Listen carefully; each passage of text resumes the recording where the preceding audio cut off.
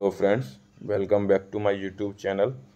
आज हम हिंदी में विशेषण के बारे में पूर्ण जानकारी प्राप्त करेंगे और इससे मेरी पिछली वीडियो का लिंक डिस्क्रिप्शन में पड़ा हुआ है, जहां से आप और वीडियो को देख सकते हैं।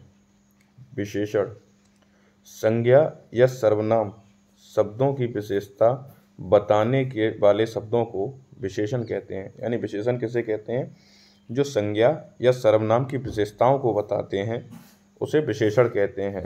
एग्जाम्पल तौर पर सविता बहुत सुंदर लड़की है। तो सविता कैसी लड़की है, यानी क्वेश्चन करने पे हमें पता चल रहा है कैसी लड़की है, सुंदर लड़की है।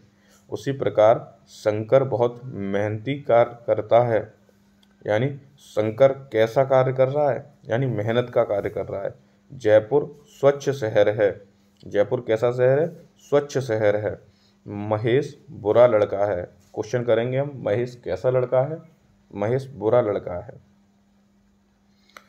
और विशेषण शब्द जिस संज्ञा या सर्वनाम शब्द की विशेषता बताता है उसे ही विशेष्य कहते हैं। यानी कि विशेषण क्या है? जो संज्ञा या सर्वनाम की विशेषता बताए, और जिस संज्ञा या सर्वनाम की विशेषता बताई जाती है उसे विशेष्य कहते हैं। विजय बहुत बहादुर लड़का है। विजय बहादुर लड़का है, तो यहाँ पर किसकी विशेषता बताई जा रही है? विजय की बताई जा रही है कि वो कैसा है? बहादुर है। विनोद भोला भाला आदमी है। यानी विनोद कैसा है? भोला भाला आदमी है। सविता सबसे लंबी लड़की है। यानी सबसे लंबी लड़की, यानी उसकी विशेषता बताई जा रही है किसकी? सविता की। और विशेषण, मोस्ट इंपोर्टेंट लाइन, विशेषण शब्द की विशेषता बताने वाले शब्दों को प्रविशेषण कहते हैं। अब हम विशेषण के भेदों के बारे में चर्चा करेंगे। विशेषण के मुख्यतः 4 भेद होते हैं: गुणवाचक विशेषण, संख्यावाचक, परिमाणवाचक, सार्वनामिक।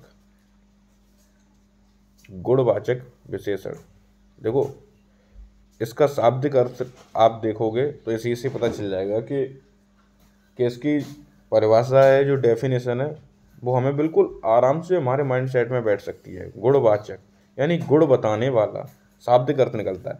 संज्ञा या सर्वनाम शब्द का गुण, दोष, रंग, रूप, आकार, स्वभाव, समय, स्थान या दशा आदि का बोध करवाता है, उसे गुणवाचक विशेषण कहते हैं। जैसे भले लोग, गंदी बस्ती, कोमल शरीर, पुराने कपड़े, छोटा मकान, काला घोड़ा, लालची आदमी इत्यादि।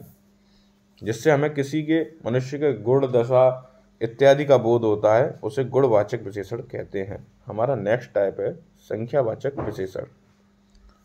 संख्यावाचक विशेषण, अब आप शब्द से ही इसका अर्थ समझो कि संख्या का बोध कराने वाला। इसके 2 भेद होते हैं, निश्चित संख्यावाचक और अनिश्चित संख्यावाचक। अब निश्चित संख्यावाचक वह संख्यावाचक विशेषण शब्द जो किसी संज्ञा या सर्वनाम शब्द की निश्चित संख्या, यानी निश्चित में निश्चित संख्या, क्रम या गणना का बोध करवाता है, उसे निश्चित वाचक संज्ञा विशेषण कहते हैं। जैसे 3 कुर्सी, 2 आम, 100 छात्र, दूसरा व्यक्ति, तीनों लड़कियां इत्यादि कैसे हैं? निश्चित वाचक सर्वनाम है। अनिश्चित, अब निश्चित में तो हमें पता है भाई कि ये चीज़ निश्चित है। अनिश्चित में जो चीज़ हमें, जिसका कोई निश्चित ही ना हो। जब संख्यावाचक विशेषण शब्द जो किसी संख्या या सर्वनाम शब्द की निश्चित संख्या, क्रम या गणना का बोध नहीं करवाता, उसे अनिश्चित संख्यावाचक विशेषण कहते हैं। जैसे कई आदमी, अब पता ही नहीं कितने आदमी हैं। कुछ छात्र, कुछ अंदाजे ही नहीं है, कुछ कितने भी हो सकते हैं, 2, 4, 6 कुछ भी हो सकते हैं। बहुत लोग, सब जानवर आदि। हमारा नेक्स्ट टाइप है परिणामवाचक विशेषण। वह विशेषण जो किसी संज्ञा या शब्द की मात्रा, परिणाम, नाप, तौल आदि का बोध करवाता है, उसे परिमाणवाचक विशेषण कहते हैं। यह अगणनीय संख्या के साथ मात्रा सूचक शब्द नहीं दिया गया है तथा अनिश्चित सूचक शब्द जोड़ दिया जाए तो ऐसे विशेषण को अनिश्चित परिणामवाचक विशेषण कहते हैं। यानी कि यहाँ पर कोई गणना भी दी जाए पर वो अनिश्चित ही रहे, यानी ये भी दो टाइप के होते हैं, निश्चित और अनिश्चित।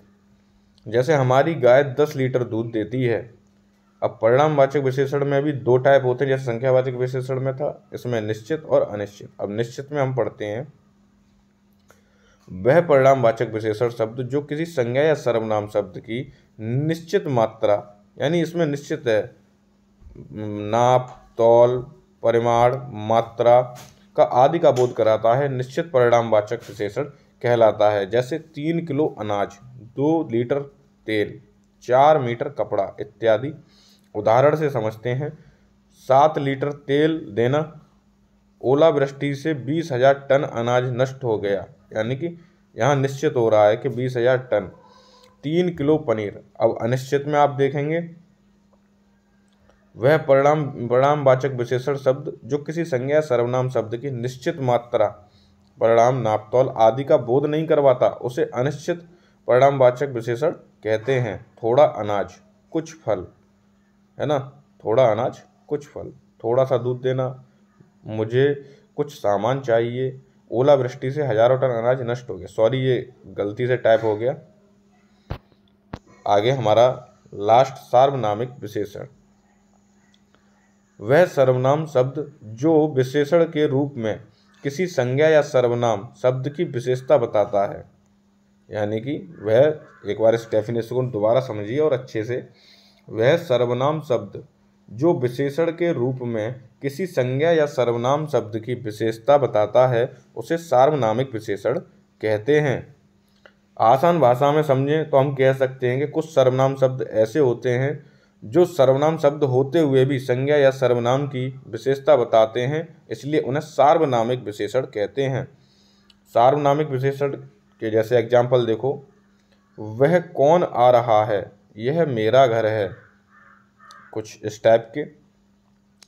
अब लास्ट हमारा विशेषण की अवस्थाएं। विशेषण की 3 अवस्थाएं होती हैं, मूलावस्था, उत्तरावस्था और उत्तमावस्था। मूलावस्था सभी को हम अच्छे से डिटेल में समझते हैं। जब कोई विशेषण शब्द किसी पदार्थ की विशेषता प्रकट करने के लिए अपने मूल स्वरूप में ही प्रयुक्त होता है, तो उस अवस्था को विशेषण की मूलावस्था कहते हैं। मूलावस्था में संज्ञा या सर्वनाम की सामान्य स्थिति का बोध होता है। कैसा बोध होता है? सामान्य स्थिति का, कि राम एक अच्छा लड़का है। जैसे आपने पढ़ा हो पार्ट ऑफ स्पीच में, जो आप पढ़ते हैं, कॉम्परेटिव डिग्री, सुपरलेटिव डिग्री, ये वही है। ठीक है। श्याम बुरा व्यक्ति है, गंगा एक पवित्र नदी है, कविता एक पटु बालिका है। सेकंड टाइप हमारा उत्तरावस्था, जब कोई विशेषण दो पदार्थों या व्यक्तियों की परस्पर तुलना करने के लिए प्रयुक्त किया जाता है, तो वहां उस विशेषण की अवस्था उत्तरावस्था कहते हैं। मूल अवस्था से उत्तरावस्था या उत्तमावस्था में परिवर्तन को अवस्था परिवर्तन कहते हैं। एक ये महत्वपूर्ण पॉइंट था कि मूल अवस्था से उत्तरावस्था या उत्तरावस्था में परिवर्तन को अवस्था परिवर्तन कहते हैं। उदाहरण, रमेश महेश से अच्छा, यानी हम क्या कर रहे हैं, ये कंपेरेटिव आ गया, यानी कि हम तुलना कर रहे हैं कि रमेश महेश से अच्छा है, रमा उमा से पटु बालिका है, गंगा कावेरी से पवित्र नदी है, यानी जहाँ हम तुलना करते हैं वहाँ उत्तरावस्था होती है। लास्ट है हमारी उत्तमावस्था, जब कोई विशेषण शब्द दो या अधिक संज्ञा या सार्वनामिक शब्दों में से किसी एक संज्ञा या सर्वनाम शब्द की श्रेष्ठता या हीनता प्रकट करने के लिए प्रयुक्त किया जाता है, तो वहाँ उस विशेषण की अवस्था को उत्तमावस्था कहते हैं। यानी अब ये सुपरलेटिव डिग्री जो हम पढ़ते हैं उसके बारे में एग्जाम्पल तौर से समझते हैं। राम सबसे अच्छा लड़का है। अब भाई यहाँ पे सुपरलेटिव, अब सबसे कंपेयर कर रहा है। कमला गांव की वरिष्ठ महिला, यानी पूरे गांव में कमला कैसी एक वरिष्ठ महिला है।